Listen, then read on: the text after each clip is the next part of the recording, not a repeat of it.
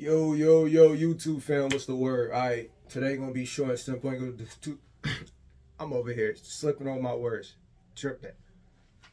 YouTube fam, what's the word? Today gonna be real short and simple. Might be a long video, but I ain't finna do too much talking. We don't skip leg day. Today ain't leg day though, but we definitely doing legs after this workout. What I'm finna do though, 20 down push-ups. So I'm starting at 20, 19, 18, 17. So I'm doing standard push-ups from 20 all the way down. All right. I was going to upload a video today of me getting working in the warehouse, but I ain't really get to do but like, I don't know, maybe 40 push-ups today. So I'm like, nah, we gonna get this work. I'm a man of my word, bringing another video, 20 down push-up challenge. Hey, if you see this video, you're going to see how brutal this is. 20 down push-ups. After that, I'm doing 100 body weight squats. I'm trying to do one set to failure, but it is what it is. I'm gonna go take my pre-workout. We're gonna come back straight to the workout. Let's get it. As to how a third adult had allowed the torture of a child to go unreported for so long. Willie Flowers turned away reporters who attempted to make contact with him. He refused to speak about the accusations that he was given the responsibility of taking care of the children when Michael and Heather were away. It spurred them to dig a bit deeper into Adrian's case. What their investigation revealed was a sad reminder of the failure of the system meant to protect children from such harm. Investigators faced. Patricia also revealed that Heather returned to the house in January 2012, despite the agreement Michael had signed with the Kansas DCF. She also told police that much of the abuse was leveled against Adrian, as he was the only boy and the other 6 children were all girls. All the while, Adrian's grandmother, Judy, had tried making contact with the family, but her pleas went unanswered. In December of 2012, the entire family relocated to Missouri. Once again, a 22-caliber gun with a distinctive pink trim. The police secured a search warrant and found out that the gun was registered under Katie's name. When they inspected the gun, they noticed that a fragment of the gun was broken off. Despite all the evidence, Katie continued to deny these allegations. She claimed that she never made any threats to harm Robin. However, testimonies from multiple people suggested otherwise. The detectives thought that they were close to cracking the case when Katie herself asked for a polygraph test. Katie's lawyers had advised her not to take a polygraph test. However, she wanted to prove her innocence. The results did not come out in her favor, and it was clear that she'd been telling lies all along. Katie was in even bigger trouble now. She also couldn't prove where she was at the time of the murder. She claimed she was at a friend's house in the 1900 block of Karen Street, near Helium Road, and insisted she'd not seen Robin that night. To make things more complicated, she turned off her cell phone, which meant the suspicion on her was only getting worse. It had become difficult to confirm her whereabouts. Katie openly acknowledged her personal animosity towards Robin. Despite this, she empathized with the fact that she'd grown up without parents and highlighted that no matter what kind of animosity was between her and Robin, she'd never subject Robin's children to a similar fate. While suspicions were looming over Katie, Katie herself began to develop her own suspicions.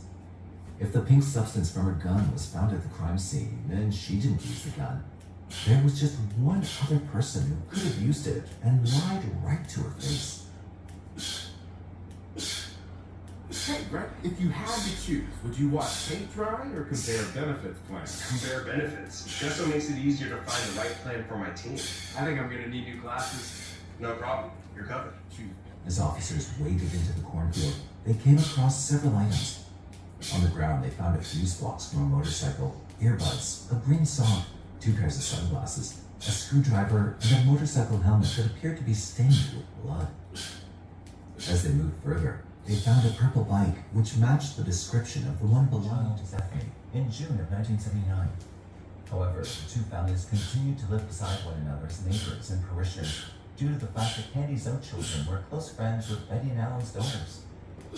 Since Alan gave detailed insights into his affair with Candy, the detectives quickly marked her as a prime suspect in Betty's case. After a week of being interrogated by the detectives, began giving a confession, telling them about what, according to Candy, exactly happened on June 13th, 1980. On the morning of June 13th, 1980, Candy had gone to Betty's house to pick up Betty's older daughter, Alyssa's swimsuit, since she was staying at the Montgomery home for sleepover. When she arrived at Betty's place, an intense conversation between the two followed in the utility room of the Gore residence. While conversing with Candy, Betty, who had long pondered and gained an understanding about what Candy and her husband had done in terms of infidelity, began asking Candy about the affair she and Alan had. Candy told her the truth in 1780 in the presence of Judge Thomas Ryan. More than 200 people packed into the old Collin County Courthouse, hungry for the saucy and sensational revelations that the trial would provide. Most were sure that Candy's claims of self-defense were mere lies and that she had intended to kill Betty. They didn't have to wait long. The first witness was Alan Gore.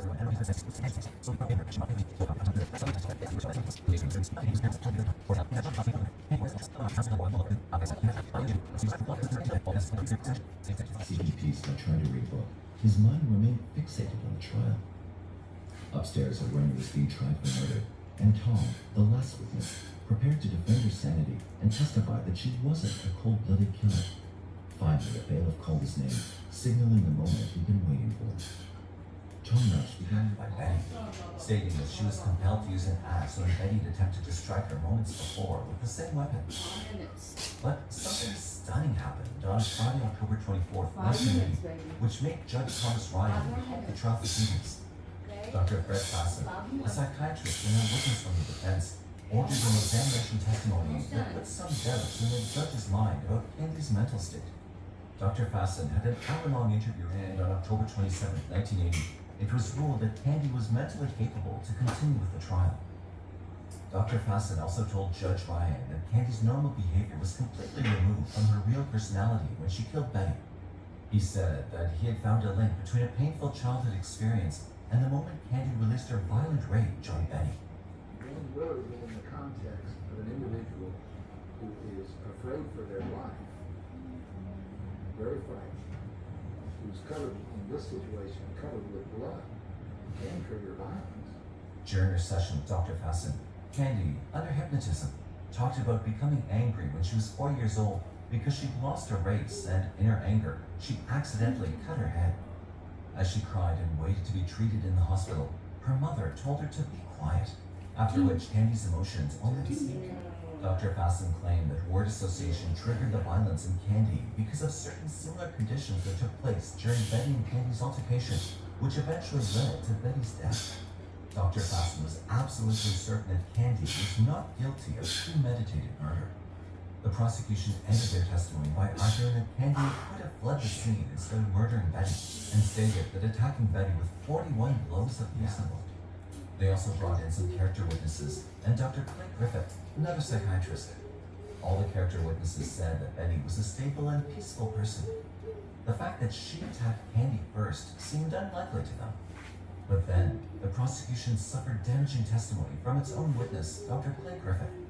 He was supposed to refute the defense's theories that Candy was removed from her real personality when she killed Betty, intentionally murdering Betty Gore. The verdict received a great deal of criticism from the community.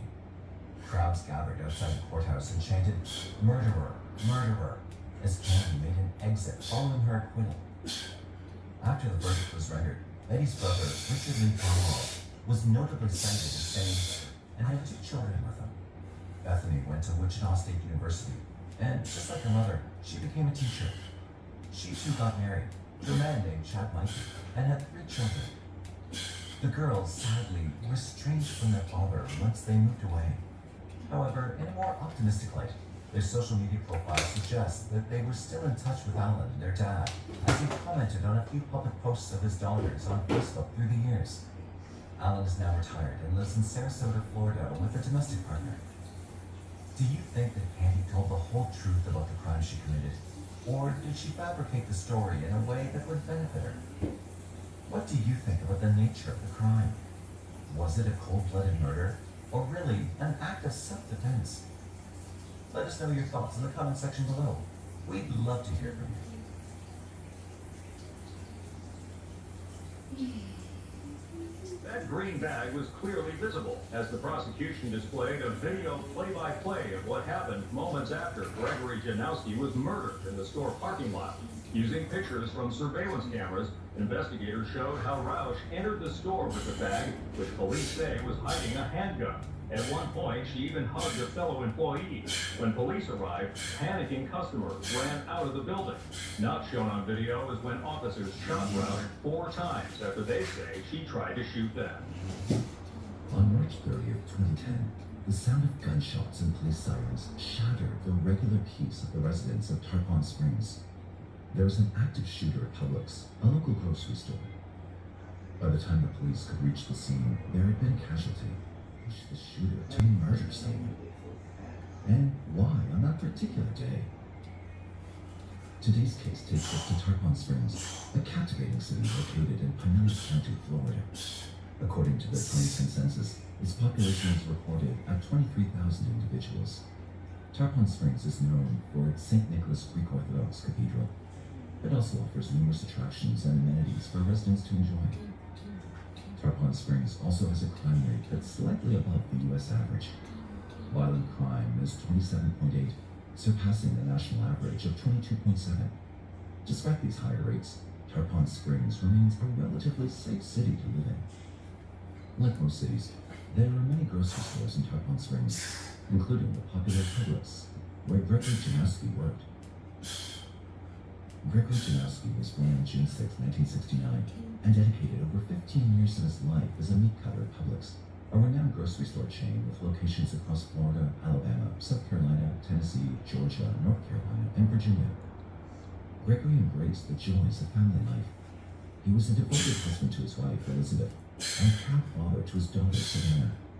He also had 2 other children, but it's unclear if they were from a previous marriage or his marriage to Elizabeth.